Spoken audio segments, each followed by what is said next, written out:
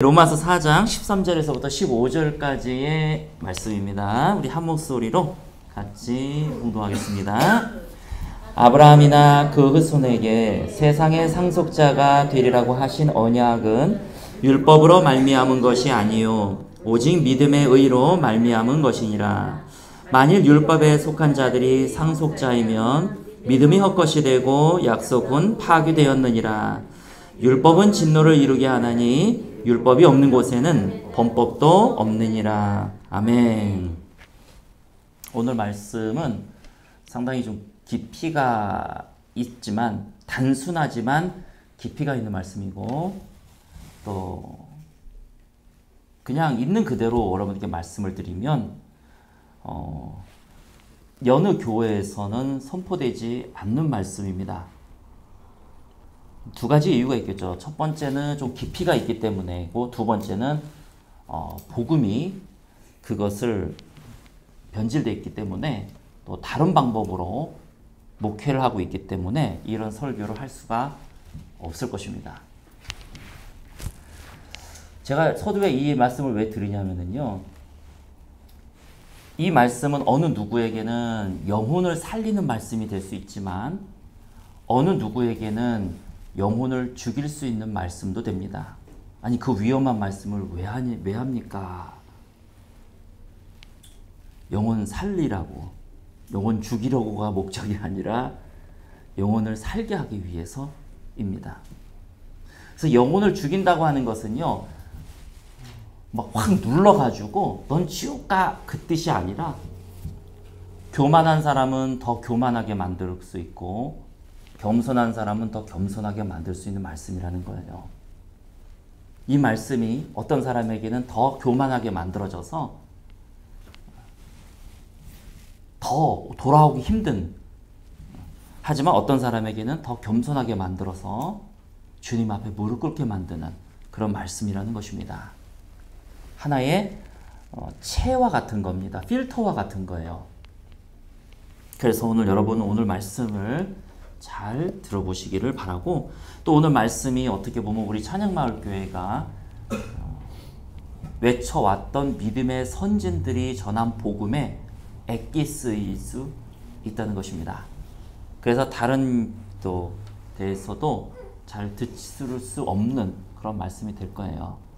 여기서 뭔가 자기 의의를 드러내고 우리가 자랑하자는 게 아니라, 제가 교회를 10 몇 군데 사역을 하면서 전도사를 하고 목사를 하고 또 어렸을 때서부터 이제 교회를 또 다녀왔었잖아요. 실제이기 때문에 여러분들에게 말씀을 드립니다. 한 2, 3일 전인가 그 가스펠 펠로우십 처치의 서영효 목사님이 저한테 문자를 보내주셨는데, 제가 알고 있기로는 그분이 분명히 천국과 지옥 뭐 이런 거를 경험을 하신 걸로 제가 알고 있거든요. 뇌졸중으로 쓰러졌을 때 뭔가 이게 영적인 순례를 한 걸로 제가 알고 있는데, 정확한 건 모르겠지만, 근데 이제 그런 부분들은 빼놓고 이제 일부분만 이렇게 얘기를 하시더라고요. 근데 이제 문자를 보내시면서 링크를 하나 걸어 주시면서 저의 경험하고 비슷합니다 이렇게 해가지고 문자를 보내주셨어요. 그래서 제가 그 링크를 눌러봤더니 어느 멕시코 선교사님의 얘기입니다. 멕시코 선교사님이 이제 죽음 앞에서 하나님의 보좌 앞에, 심판대 앞에 갔다 온 얘기였어요. 그러니까 성경 목사님도 그런 경험을 하셨던 것 같은데, 최근에는 제가 그 성 목사님 설교를 많이 못 듣다 보니까 거의 못 들었죠. 거의 안 들었죠. 그러다 보니까 이제 그 이야기를 설교 시간에 하셨는지 안 하셨는지는 모르겠지만, 제가 아는 한도 범위 내에서는 없는 내용이었어요. 자, 멕시코에 한 선교사님이 계셨는데 한국에서 잘 나가는 가정을 이루고 행복하게 살았던 분이었습니다. 그런데 어느 날 주님이 말씀을 하시는데, 멕시코에 가서 네가 선교해라. 그래서 자기는 도저히 갈 마음이 없는 거예요. 그래서 아니 한국에서 내가 이렇게 잘 지내고 있고 뭐 우리 가정도 잘 꾸려가고 있는데 내가 구태 왜 거기를 왜 가야 됩니까? 그래서 이제 처음에는 거절을 했다가 점점 마음에 울림이 있는 거예요. 그래서 자기가 그것 때문에 괴로워가지고 힘들어하다가 결국은 결정을 했다고 합니다. 그래서 멕시코 중에서도 시골이고 시골 중에서도 시골로 자기 식구들을 다 데리고 들어갔어요. 근데 이제 그 링크 걸어준 곳에는 뭐 어떻게 선교했는지에 대해서는 나와 있지 않고 한 3년 전에, 지금으로부터 3년 전에 빗길에 운전을 하는데 앞에 오는 차가 자신에게 정면 충돌을 하는 바람에 큰 사고가 일어나게 되었습니다.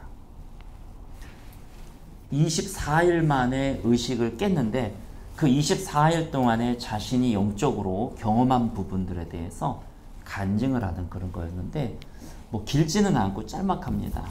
그 중에서 두 가지 중요한 것들이 나오는데 첫 번째가 뭐냐면은 하나님의 보좌 앞에 갔는데 예수님이 한쪽에는 예수님이 계시고 한쪽에는 사탄이 있었다는 거예요.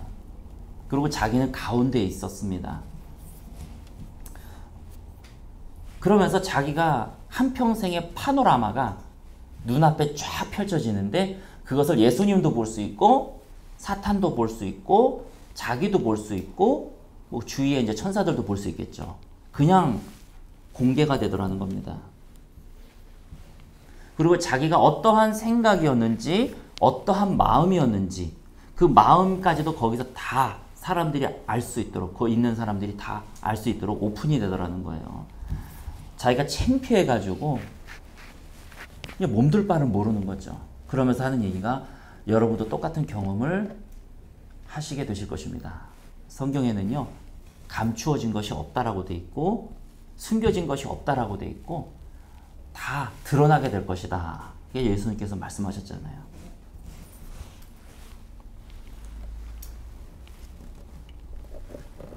자기가 이제 면목이 없어가지고 자기도 자기가 그렇게 죄인인 거란 것을 이제 느끼는 거죠. 그리고 사단은 자기의 어떤 그것이 나올 때마다 리스트가 나올 때마다 옆에서 계속 참소하는 거예요. 이거 합법적인 죄입니다. 이거 가만 놔두실 겁니까? 이거 죄입니다. 뭐가 나올 때마다 사단은 계속 그러고 있는데 예수님은 대꾸를 안 하시더라는 거예요. 그냥 아무 말씀 안 하시더라는 겁니다. 또 넘어가고 또 죄에 대해서 사탄이 지적하고 사탄이 틀린 말은 아니더라는 거예요. 근데 예수님이 또 아무 말씀 안 하시고 결국은 사탄이 계속 고발을 하다가 물론 파노라마는 이 영상은 예수님이 틀으셨겠죠. 그 사탄이 그러더라는 거예요. 도대체 이 사람이 누구길래 예수님, 주님, 이 사람이 누구길래 이러십니까? 그리고 포기하고 가더라는 겁니다.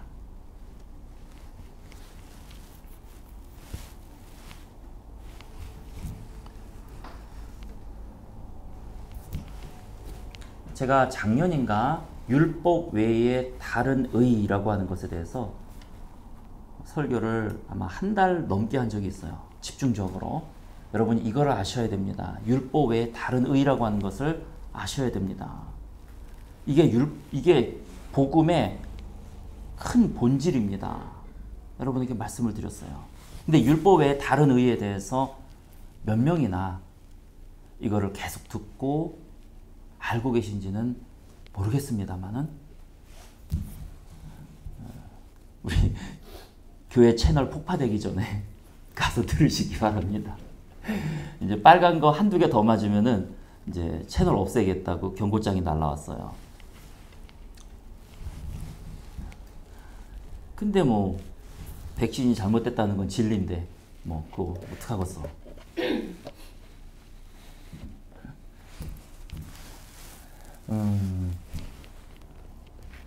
그래서 여러분 꼭 보시면은 자 오늘 말씀하고 연결해서 읽을게요. 13절에 보시면 아브라함이나 그 자손에게 세상의 상속자가 되리라고 하신 언약은 율법으로 말미암은 것이 아니요 오직 믿음의 의로 말미암은 것이니 이 믿음의 의가 바로 율법 외에 다른 의입니다. 14절에 만일 율법에 속한 자들이 상속자이면 믿음은 헛것이 되고 약속은 파기되었느니라. 율법은 진노를 이루게 하나니 율법이 없는 곳에는 범법도 없느니라. 자, 율법이 없는 곳에는 범법도 없느니라. 이게 율법 외에 다른 의라는 거예요. 사탄은 율법, 소위 말해서 선과 악에 대한 율법을 들이댑니다. 이때 사탄이 했던 것은 율법에 의해요. 그러나 예수님이 아무 대답이 없으셨다는 것은 율법 외에 다른 의. 왜요? 범법이 없느니라. 율법이 없는 곳에는 범법도 없는 거예요. 예수님의 입장과 사탄의 입장이 완전히 다른 겁니다. 즉 사탄이 말하는 건 이거예요. 주님, 이 사람이 누구길래 보통 사람들은 율법의 의로 주님께서 심판하셨는데 이 멕시코 선교사는 누구길래 율법 외의 의, 율법 밖의 의, 즉 범법이 없는 의로서 심판을 하십니까? 그래서 이 사람이 누구길래 율법 외에 다른 의로 하시려고 합니까? 하는 겁니다. 우리가 어떻게 구원을 받습니까? 우리가 회개란 무엇입니까? 내 안에 죄된 속성들이 있다는 거. 이걸 깨달은 사람들은요, 방자하게 행동하지 않습니다. 교만하게 행동하지 않아요.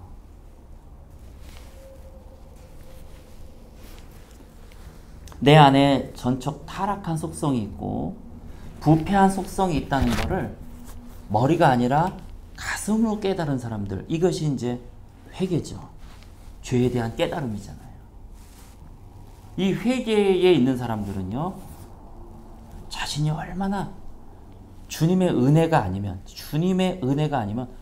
보잘것없는 사람이라는 것을 알고 함부로 교만하게 행동하거나 방자하게 행동하지 않습니다.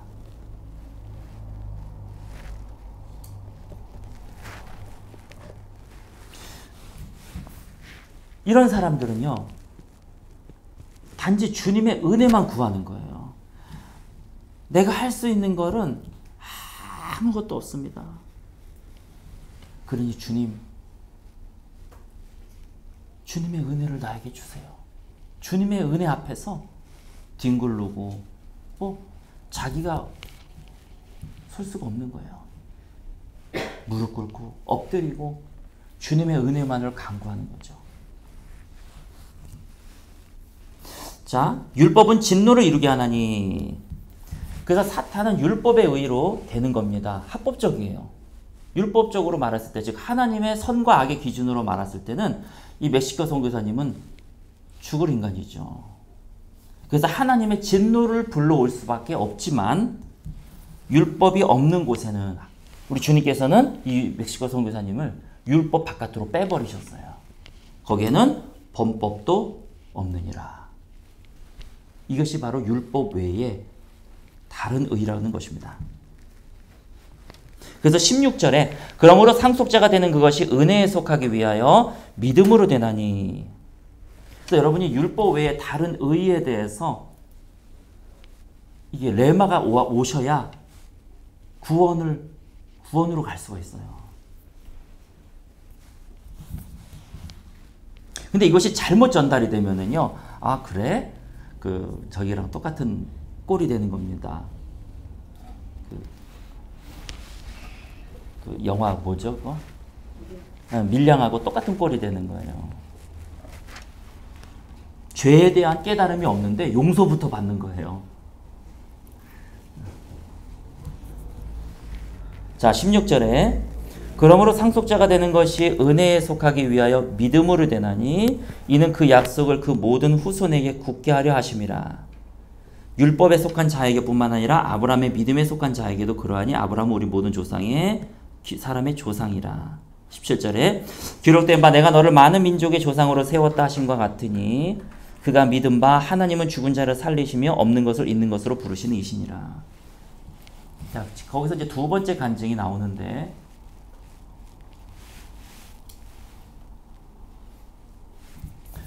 사탄이 이제 돌아가자 예수님이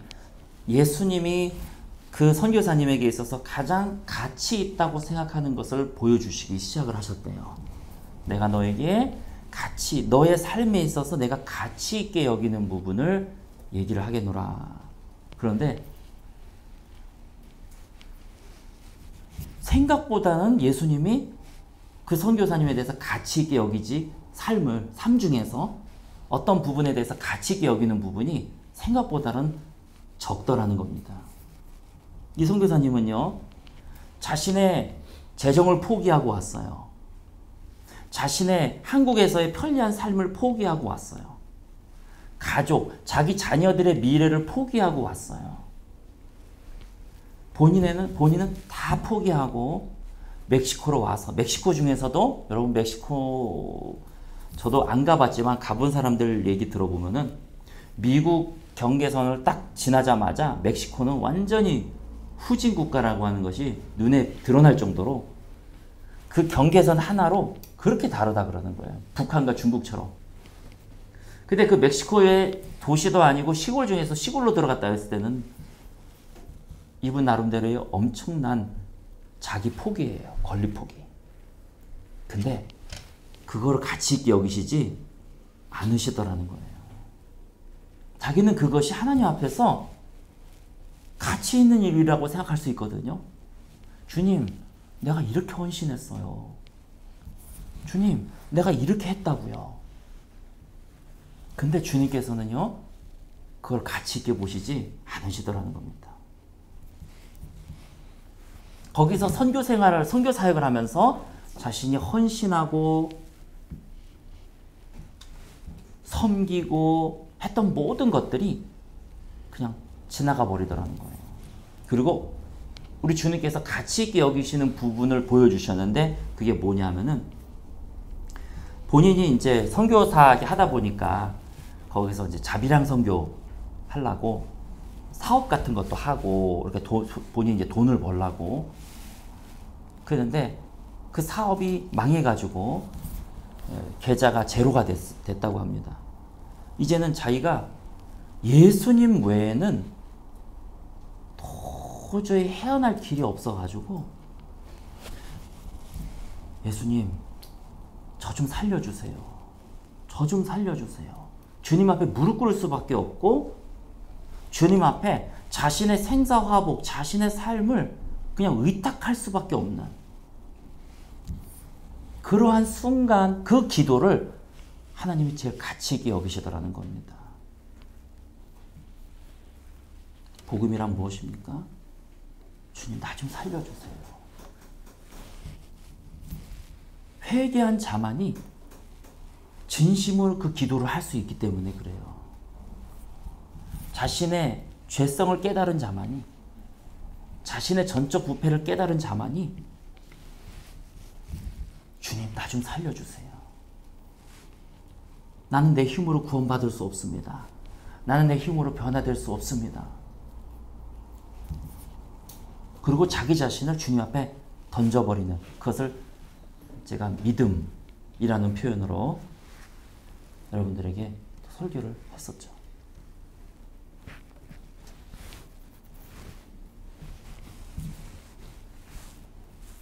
왜 자신이 모든 것들을 포기하고 갔을 때 여러분 포기하지 말란 얘기도 아니고 헌신한 것이 아무런 의미가 없다 그 뜻이 아니라 여기서 이제 맥을 잘 잡으셔야지 됩니다.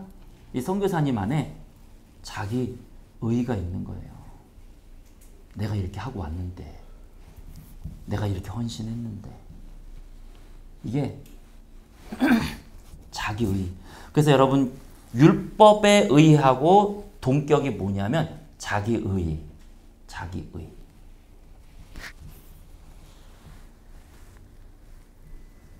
자기 의가 있는 사람들은 율법의 의 속에 아직도 갇혀 있는 것입니다.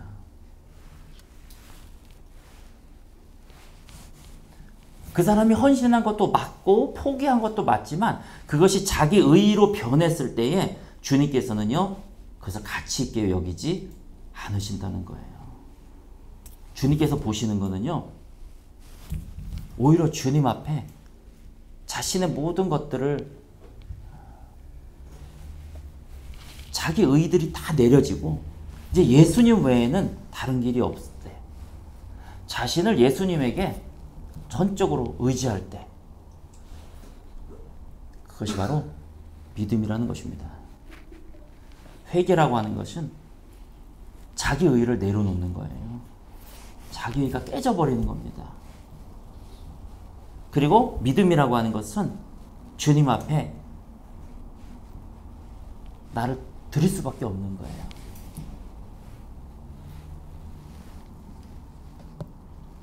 그래서 17절에 보시면 기록된 바 내가 너를 많은 민족의 조상으로 세웠다 하심과 같으니 그가 믿은 바 하나님은 죽은 자를 살리시며 없는 것을 있는 것으로 부르시는 이시니라.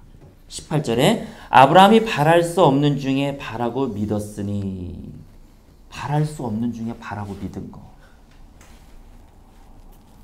나 좀 살려주세요. 바랄 수 없는 중에 바라고 믿은 거, 내 후손이 이 같으리라 하신 말씀대로 많은 민족이 조상이 되려 하심이라. 그가 100세나 되어 자기 몸이 죽은 것 같고 자기 사라의 태가 죽은 것 같음을 알고도 주님 앞에 무슨 얘기예요? 자신의 의의가 이제 하나도 없는 거예요. 자신은 100세입니다. 하나님의 약속을 이루기 위한 나의 능력이 제로. 내 의의가 나올 수 있는 구멍이 아무것도 없는 거예요.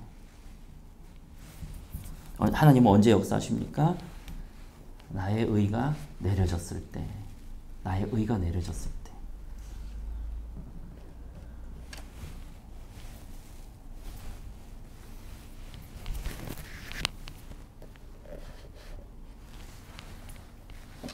그래서 그가 100세나 되어 자기 몸이 죽은 것 같고 사라의 태가 죽은 것 같음을 알고도 믿음이 약해지지 아니하고 믿음이 없어 하나님의 약속을 의심하지 않고 믿음으로 견고하여서 하나님께 영광을 돌리며 그 약속하신 것을 또한 능히 이루실 줄 확신하였으니 그러므로 이것이 그에게 의로 여겨졌느니라. 이 의가 율법 외의 의.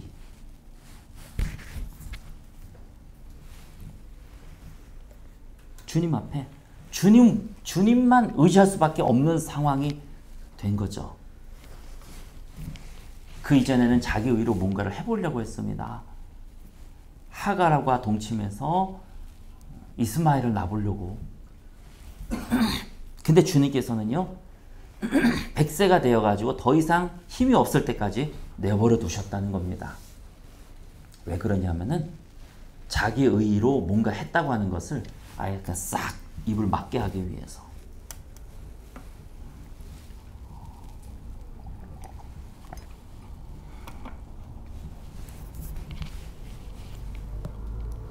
그래서 24절에 의로 여기심을 받을 우리도 위함이니 곧 예수 우리 주를 죽은 자 가운데서 살리신 이것이 바로 부활의 권능입니다.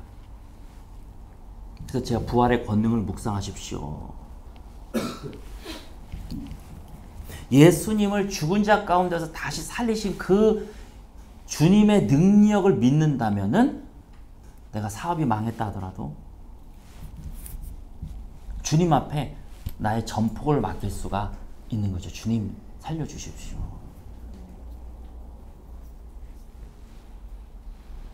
그래서 25절에 예수는 우리가 범죄한 것 때문에 내줌이 되고 또한 우리를 의롭다 하시기 위하여 살아나셨느니라. 주님께서 살아나신 이유는 부활의 권능, 그 주님의 살아나신 이유는 율법 외에 다른 의를 우리에게 주시기 위함이다.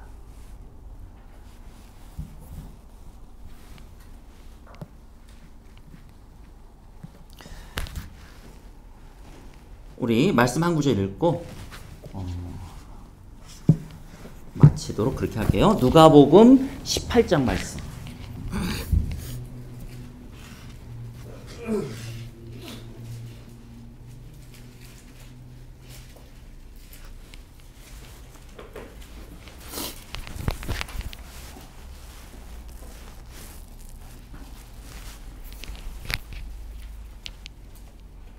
누가복음 18장 9절 말씀입니다.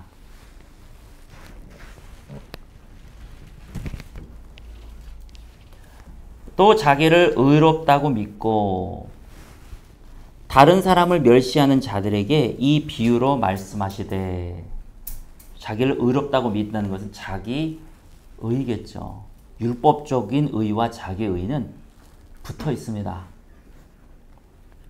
두 사람이 기도하러 성전에 올라가니 하나는 바리새인이요 하나는 세리라. 바리새인은 서서 따로 기도하여 이르되, 하나님이여, 나는 다른 사람들 곧 토색, 불의, 간음을 하는 자들과 같지 아니하고 이 세리와도 같지 아니함을 감사하니다. 내가 무슨 죄가 있길래, 이제 이런 거는 아직 자기 자신에 대해서 모르고 있는 거죠.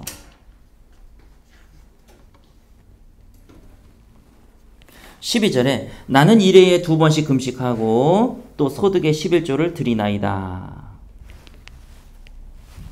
주님께서는 철저하게 자기 의로 뭉친 사람들 11조 드리고 또 금식도 하고 구제도 합니다. 중요한 거고요. 이거 안 하면은 안 됩니다. 그렇죠? 근데 이것이 이 사람에게는 자기 의가 돼버린 거예요. 여러분이 교회를 섬기면서 혹은 이웃과 교제하면서 뭐 하면서 우리는 선한 행동을 해야 되고 말씀대로 행해야 되는데, 이것이 자기 의가 되는 순간, 자기 교만이 되는 순간 주님께서 그거를 가치있게 여기시지 않는다는 것입니다. 근데 13절에 보시면 세리는 멀리 서서 감히 눈을 들어 하늘을 쳐다보지도 못하고, 이 세리는요 예수님 밖에는 없는 거예요. 예수님 밖에는 없는 거예요. 자기 자신이 누군지를 압니다. 가슴을 치며 이르되, 하나님이여 불쌍히 여기소서, 나는 죄인이로소이다 하였느니라.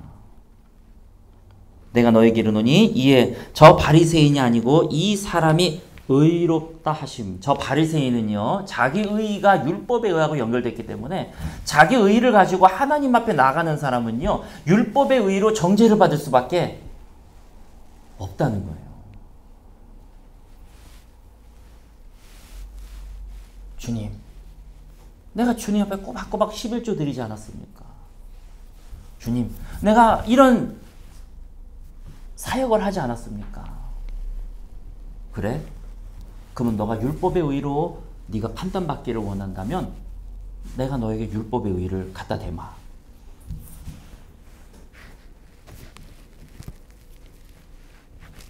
그래서 14절, 내가 너에게 이르노니 이에 저 바리새인이 아니고 이 사람이 의롭다 하심을 받고 그의 집으로 내려갔느니라. 무릇 자기를 높이는 자는 낮아지고 자기를 낮추는 자는 높아지리라.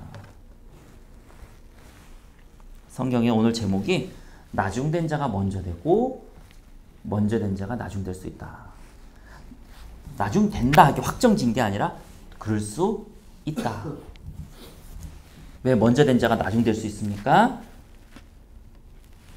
내가 복음을 안다는 것도 내 의가 될 수 있어요. 내가 주님 앞에 헌신한 것도 내 의가 될 수 있어요. 그래서 우리는 깨어 있어야 됩니다.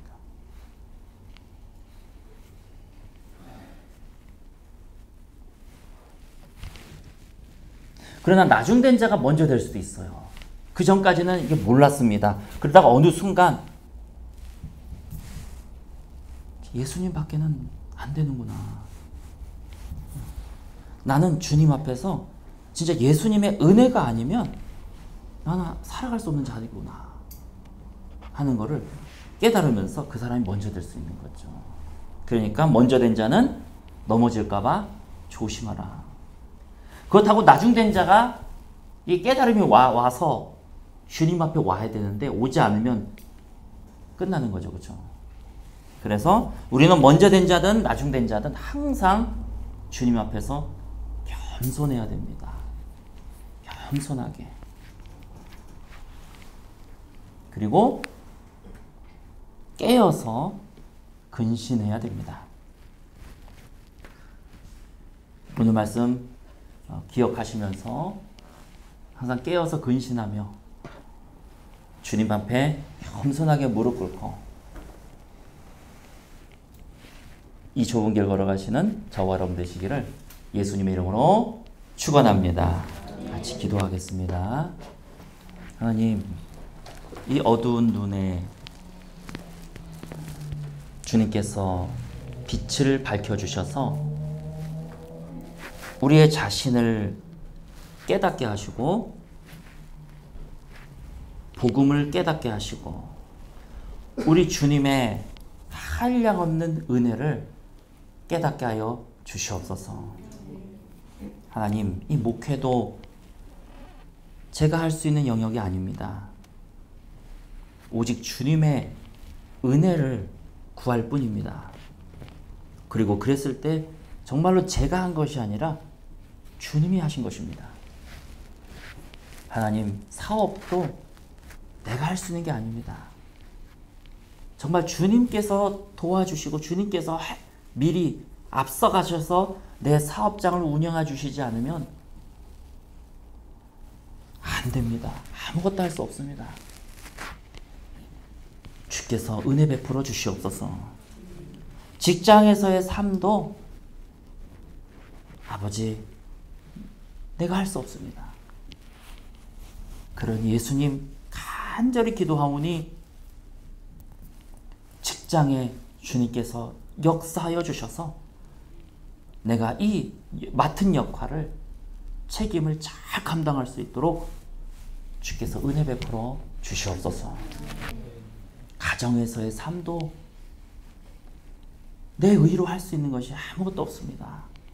나는 단지 주님 앞에 무릎 꿇고 주님께 은혜를 구할 뿐입니다. 주께서 우리 가정 가운데 역사하여 주시옵소서. 학교에서도 내가 할 수 있는 게 없습니다. 아버지 하나님, 우리는 최선을 다할 뿐입니다. 그러나 주님께서 역사하여 주셔서 좋은 열매들이 맺게 하여 주시옵소서. 내 힘의 능력으로 넘어지고 내 힘의 능력, 내 지혜의 한계에 의해서 절망하는 것이 얼마나 교만한 것인지를 깨닫게 하셔서 주님 앞에 무릎 꿇고 주님의 은혜를 간절하게 구하는 저와 우리 성도들 되게 하여 주시옵소서. 자기 의가 내려지게 하시고 자기 교만이 꺾이게 하시고 뭔가가 이루어졌을 때 우쭐대는 그런 마음들, 쓰레기와 같은 마음들이 버려지게 하여 주시옵소서. 모든 인간의 생사화복 가운데, 모든 순간순간 가운데 역사하시는 우리 주 예수 그리스도의 이름으로 기도드리옵나이다. 아멘.